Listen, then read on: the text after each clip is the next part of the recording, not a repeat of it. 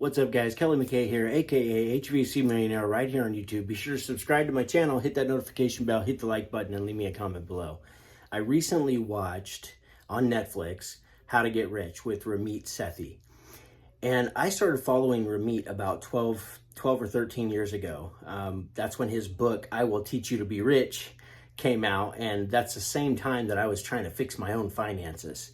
And what I really liked about Ramit is that you don't have to sacrifice spending money on the things you love in order to get ahead in life and not live this paycheck to paycheck and actually save something for the future. And so that was very appealing to me. And that's why I think he's appealing to a lot of people. But if you haven't watched the show, How to Get Rich on Netflix, be sure to watch it, just for one, to support this guy, because he's great at what he does. But for two, if it's something that you find you personally struggle in, like we used to struggle in our finances, one of the main reasons we struggle is because we just don't communicate about it. And so I was looking on my bookshelf, my mess of a bookshelf here behind me, and I realized that I had this book because I had bought Dave Ramsey's book years ago called The Total Money Makeover. Well, this is a workbook. And I was just curious, so I pulled it off the shelf. I don't know if I've ever even opened it, but I opened it up, and one of the first questions on here is, how do you feel about money? And it's talking about, do you like to talk about money, or you hate to talk about money?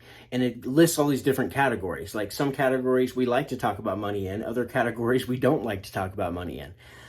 But the main thing, and what I gathered from this, I think I bought this because I was wanting to help maybe other people possibly get a hold of their finances, because it's not usually about how much we make, although that can help tremendously. And some people, if you find yourself in a financial situation like some people on the show, there's no way they can live where they're currently living, because it takes everything, every single penny that they make to just sustain that lifestyle. So it's possible that you have to drastically change something, but in most instances you don't. I thought it was funny how, the second couple that they start talking about on that show, that they're interviewing, they start getting into an argument. And this is what happens to most people, I believe, at least most people that are in relationships who are struggling financially, is they're just not on the same page. They don't have the same goals. They're not thinking about the future. They're just buying to buy, or maybe to fulfill some emotional need.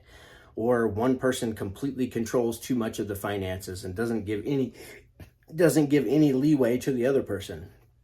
One way or another, it can be a problem. And so the first step is going to be to just talk about it. You got to talk about it.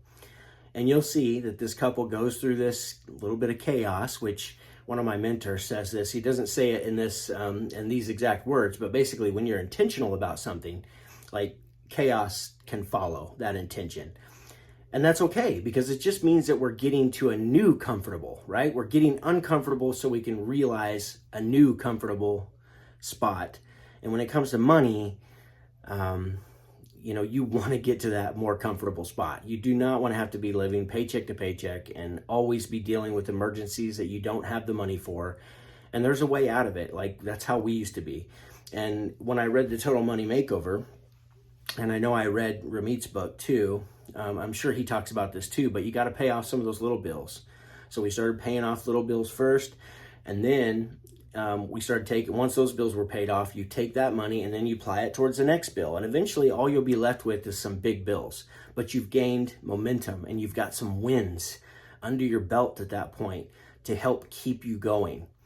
And along the way, we can't deprive ourselves totally of the things that we love to spend money on, because everybody has something that they spend ridiculous money on. It doesn't matter who you are. It's just a part of your values. I've talked about that in other videos. But this happens in business too. We want to bury our head in the sand just like we do at home. We don't want to talk about money because it just creates this tension, or it creates a fight. And that's the last thing we want to do, is fight with our loved ones.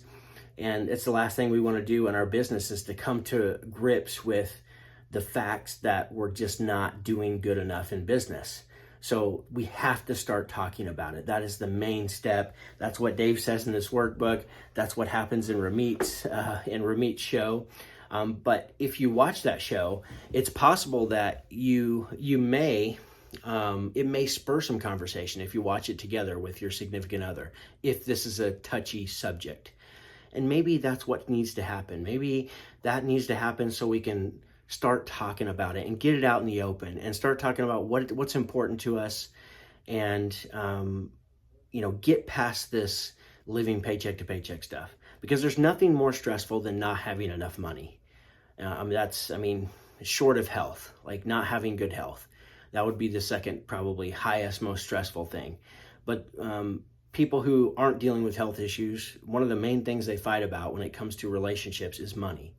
One of the main things that creates businesses that fail is money. And so we have to talk about it. We got to get it out in the open.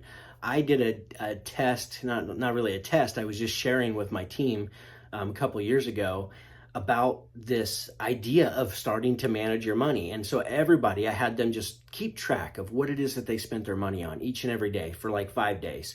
And they were blown away with how much money they were spending on, energy drinks, or grabbing a pack of beef jerky or a little snack they're stopping 2 or 3 times a day at the convenience store and buying all this stuff, spending $20 every time they stopped. And they just didn't even realize it. So awareness is the first step, of course. So you got to open your eyes and say, man, what we're doing is not working. And if you're to that place, then you got to start talking about it, and maybe even set a budget for yourself and start determining where you're going to put your money first.